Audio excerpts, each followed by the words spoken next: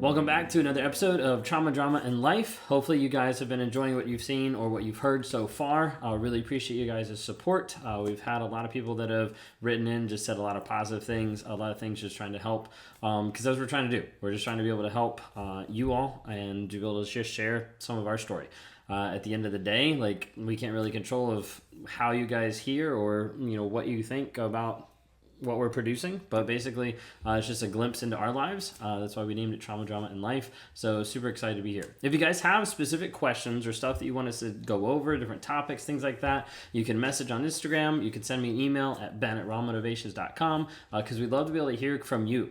We'd love to be able to hear what you want to hear, what you want us to be able to talk through, walk through some of our experiences and things like that. So while this isn't like just geared to be like 100% just about narcissism, that's why we named it Trauma, Drama, and Life, because it really is about a lot of different things. And one of the things I wanted to bring up that I think a lot of couples don't really talk about and don't really like think about in one sense is like after marriage of actually having like dates and actually having something that's contributing to like growing together like as a couple. Yeah. Do you think like that's kind of like the norm? Like a lot of people don't really think of that. Yeah, I think so. I mean, I think maybe it's starting to be like a shift and a focus more on that. But I know, especially when we first got married, that was not like that wasn't even like a thought. It wasn't even like a thought. It was just like, okay, like we do life together all the time. Like there's and that, I mean, obviously that wasn't like what completely like broke our relationship, but it contributed to the fact that we weren't investing in each other. We thought we were investing in each other, but it was not the correct way. Like just going throughout your day-to-day lives is not investing in each other. And then we slowly like obviously grew apart, and then there was like obviously like a lot of other drama, through all that. But so there's also a part of me that like didn't think that I needed to, like there was a part of you got me, so yeah, exactly. And I mean, we talk about that some with like narcissism in general, but I think there's a lot of guys out there that they go out and they try to get the person, they try to get the girl, they try to get in the relationship, in the marriage, whatever it might be, and they get that person, and then they're like, I don't know what to do now, like I don't know how to actually show up. And like there's a couple people I was talking to, like even the other day, that it was on lines. I had a client the other day that I was talking to, and they were talking about like what they did and contributed in the relationship, and I was like, you didn't really, like just paying the bills and showing up isn't enough, because that's what I thought. Like I thought, hey, I'm good enough because I'm just showing up. Like I'm a good person because I'm actually coming home. But like at that point, I was also coming home from typically like another person. Like it was in that whole like aspect of like cheating, where I think I'm a good person because I'm still showing up, which is a complete and utter nonsense. Yeah, 100%. So it's just, and I think it just goes back to even if you're not in that situation of like being with a narcissist and you're just with like a normal person, or they have toxic traits or whatever, it doesn't matter. If you're not investing in your spouse in a way of connected time, then your relationship is gonna slowly like dwindle, and you're gonna grow apart, and you're gonna be like, I don't know where it went wrong. And it's like, it's just because you're not investing in your spouse. I think we'll like put a disclaimer just because we have people that listen obviously from my channel, right? That like we're not suggesting and we're not saying like stay with or work with a toxic person or an abusive person. Yeah. I just want to put that disclaimer because I know someone's like, they're saying like have dates and that'll fix the narcissism. No, it's not. Like, unless they're willing. Right. It has nothing to do with that. So just clarify. Just want to make sure people understand that. But yeah, no, I think like as a culture, and I think like as a society, as I think like men in general, like typically like do not date their wives like after marriage or after they've got them in one sense. Like it's like kind of the claim to fame, we're done and we move on kind of a thing. Yeah. And I think that's why, I mean, obviously the divorce rate is like super high. And so I think it's like 50% now or more. Mm-hmm. And it's just the fact that, especially when you have kids and if you're already like going into having kids and you're not like connected or have that solid like foundation of dating your spouse or whatever, then when the kids like grow up, you're just going to invest completely into your kids. And then when they leave, then it's like, well, what do we do now? Right. And then that's a lot of times why after kids leave the nest that people get divorced. And there's a lot of things that, just in talking about this subject in general, there's a lot of things that come up for me with my involvement with Wake Up Warrior and everything, because like he normally refers to it as being like the trifecta of, you know, being married, having kids, and like running your own business. Like that's like, you know, the perfect pressure cooker for most men to sedate, to be able to check out, be like, forget this, and no longer invest in their relationship, like no longer invest in their marriage and make it a priority. You know, everything else has to take precedent, or like when I do this, then I'll be okay. When I'll do this, then I'll be okay. And then all of a sudden they realize that they're in like a loveless marriage in one sense, because they've spent so much time and attention on like one aspect of life versus like all aspects. Sorry, I like caught you like coughing. Yep. Perfect time. But like I think that's like a big part in my journey, was starting to realize like the pieces that I was missing, and like the things that I was missing on a day-to-day basis of like contributing and of actually being present. So like when was the first time I started being like intentional with actually like dating? Intentional, like we're like, hey, we're actually gonna do this, versus like blah. It's 2023, right? Yeah. So it was fall of winter of 2021. Okay. It was like a little bit after I came back, after we decided we were going to work on this, we started counseling, and then was that the first counselor, or the second? No, the second. Okay. The one that was actually good. Yes. Okay. It was more, they kind of were like, not necessarily like we had to have date nights like every single week, but it was like, you guys need date nights. And so and I was getting that a lot from Warrior too. Yeah, and like, you were getting that. Yeah, so it was just coming at him from both angles, and he was like, okay, well, maybe this is what I'm supposed to do. So like my question to you is like, how did that initially feel? Like me being like, hey, let's have date nights, and that's like not something we'd had over the past like 7 years basically. Yeah, I think our only date nights that we had really were like either like forced, or it was like my birthday, like date nights. Yeah, or my birthday, we would go on like trips, or I don't know. But then so obviously it felt a little like awkward, because it's like, what do we talk about? Because it's like we're coming back, and like I don't trust you, like clearly, and we have like a lot of stuff that we're dealing with. So how is this even gonna go? And so, I mean, even if it was just like surface level conversations at first, it at least felt good to be able to like get away, because me as a mom, I mean, he's obviously the dad to our daughter, but like I felt like I was living the single mom life for like a really long time. So to be able to have like somebody that I trusted watch our kid, and us be able to like enjoy, even if it was just like, I was like, to me, I was kind of being selfish of like, well, I mean, even if it is like, you know, not that great, at least like I'm getting like a slight break from parenting. So, but I mean, it ended up being like some of our best conversations like since then have come from our date nights, and some of our best connections, obviously. Car. Yeah. Right. And some of our best connections have come from like us going on dates. And I don't know, like you asked me like maybe it was on the podcast, but you asked me like the other day about like how many did we actually have or whatever, like over the last year. I think I texted you because I was just curious. Yeah. So I don't know, because we didn't keep track of it. Like we're keeping track of it this year, because it's like part of one of my like goals in my Impossible Games with Warrior. But like I'd say probably like off the top of my head, like at least like 40. Yeah. You know, like I don't think it was like 52, because we did try to do weekly. But I think it was, I would say it was probably more close to like 45. Okay. That would be my guess. Because even if we didn't have a babysitter, and this goes back to for those who have kids, if you don't have a babysitter, like you can be intentional with doing date night at home. Like, because right now, like since we've moved, we haven't established like another babysitter yet, and so we've been doing date nights at home, but we still make it a priority, even if that means that if we eat dinner late together, or if we just watch a movie on the couch, or if we're just talking, like we make sure that it's not like our bedtime and we're in bed, like whatever. It's just we actually make time to have intentional conversations. Yeah, and that's something that we never ever did before. No. By any means. And then, I mean, for me, like starting off, I think there was like a lot of it that was at first like very uncomfortable, like maybe some out of like obligation, but some out of like, I know this is what I need to do, is just something that I don't want to do. Like, I know this is something that would help me be more intentional and help me like be more connected to you. But like for me, I was like, this is uncomfortable because I have to come forward with and be like vulnerable. Yeah. And like be like open, and that's not my favorite thing to do. Yeah. You've definitely gotten a lot better though. Like, I feel like it's not like I have to like push at you. Like, sometimes, I mean, if I can tell that you really just don't want to talk about it right now, then I'll be like, okay. But right. But there's also a little bit more trust built of like, when I don't want to talk about something, it's not like I'm hiding something or whatever. Yeah. Before I'd be like, what are you hiding? Right. No, that makes sense.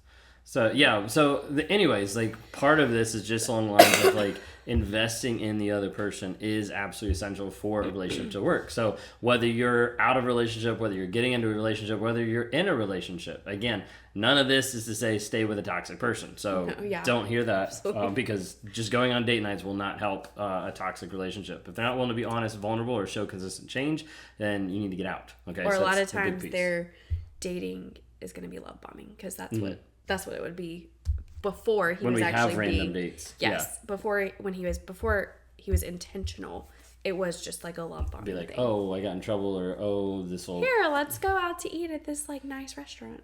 Like, right. No, that makes sense. So, anyways, but that's just like the disclaimer again. So like you don't assume what we're trying to say. But like if you're let's say you're getting out there and you're getting into a relationship, like you need to understand, like in order to be able to continue that going forward, like there has to be a deeper level investment. Like there's a whole piece of the narcissism that created and sustained like a very shallow level like relationship, because I wasn't willing to be vulnerable or show up. And then I'd want to switch that around and blame it on her. Like, it's her fault for not being vulnerable and showing up when I wasn't willing to actually lead or do that to start off with. Mm-hmm. And so, like, there's a piece of it just, like, understanding, like, progressing forward in relationships. You want to be able to have it where it continues to progress. Like, it continues to deepen with developing, like, emotional intimacy. Like, being able to talk through harder conversations. And, like, even where we are now compared to where we were, like, a year ago is, like, massively different. And even from here to where I know we will be by the end of the year is going to be even more different, because there's stuff that like we talk about, and then there's stuff that's like we talk about, but it's like we don't really go deep. I feel like there's like different topics now that we'll go deeper and deeper in, and others that will approach the surface where before like we never even knew those topics existed. Oh yeah, exactly. Yeah. But yeah, so I don't know if that makes sense. But, it makes sense. So that's kind of like.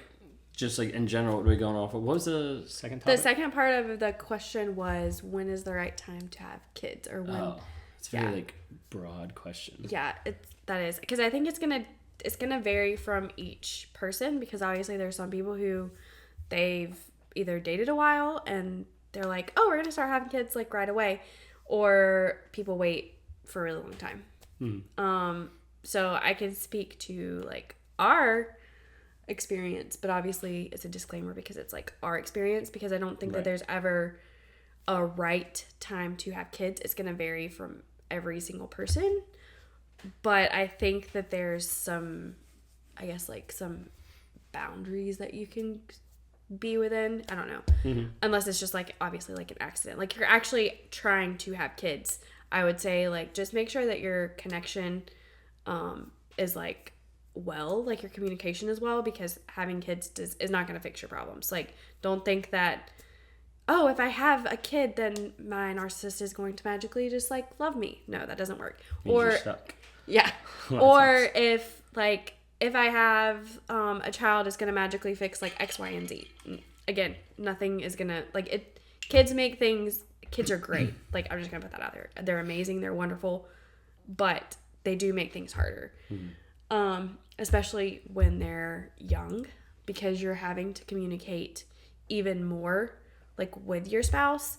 And if your communication level is not even that great to begin with, then it's just gonna like throw a wrench into things. And I feel like there was a piece of me that thought, if we have a kid, it'll either fix it or the attention will get off me, then I can do what I want. Yeah. Like there was a point in, when we were in Kentucky where like I was like, if we just do this, then like maybe it'll be less on me, or maybe I don't know. Like there's a piece of me, in thinking about it now, I don't know like the exact thought in one sense. I'd have to like really like think about it. But like there was a piece of me that was thinking like either this is going to distract or like fix like something, you know. But at that point, like the something I was trying to fix or the piece that I was trying to like make better was just me.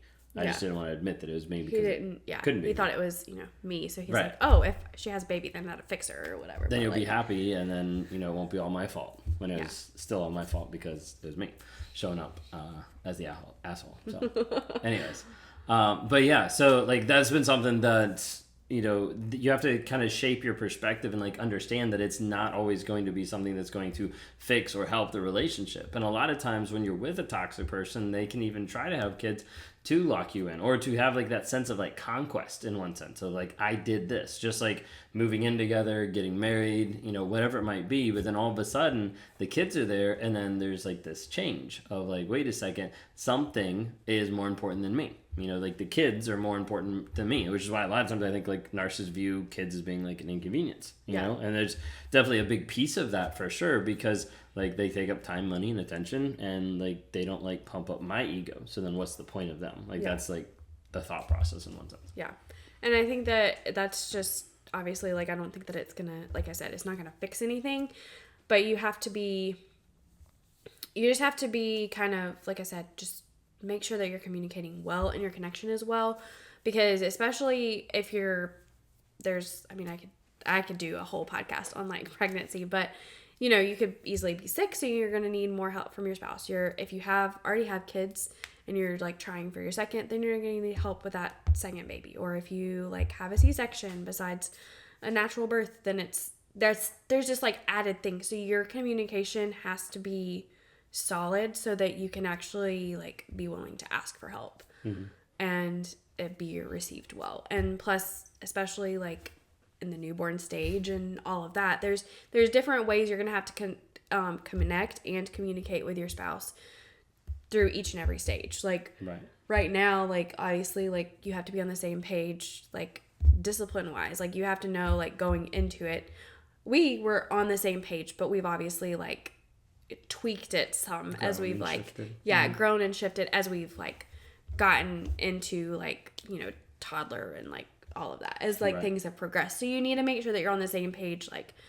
about discipline and like all the things, because if not, then it's just going to cause like a rift and things can easily spiral.